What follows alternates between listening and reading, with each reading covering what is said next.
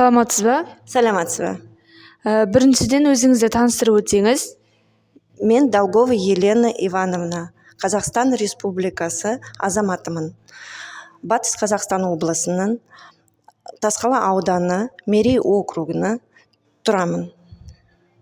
Келесі сұрағым, мемлекеттік тілге деген құрметіңіз қандай? Қазақ тілі мемлекеттік тіл. Өзі қазақша жақсы түсінемін және барынша сөйлей аламын. Келесі сұрағым, отбасыңызда қазақ тілін еркін қолданасыз ба?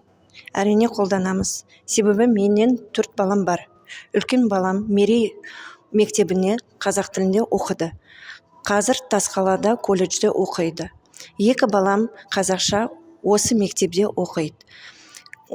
Кіші балам Айгөлек балабақшасына барады. Сәлеметсіз бе аға? Саламатсыз бе? Әуелі өзіңіз туралы қысқаша айтсаңыз.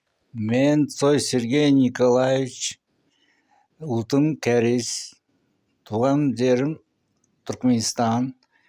Қазір Батыс Қазақстан облысында Тасқала ауданына Мерей ауылында тұрам. Зейнеткермін.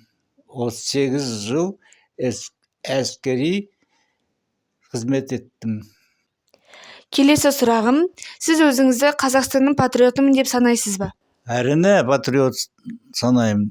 Неге десең, мен 38 жыл отанға қызмет еттім. Келесі сұрағым, алдымызда 22 наурыз ұлыстың ұлы күні мейрамы, соған орай қандай тілек айтар едіңіз? Келе жатқан наурыз күнінен бәріңізді құттықтаймын. Денсаулық тілеймін. Аспаныңыз ашық болсын. Соғыс болмасын. Бәріңізге тыныш болсын.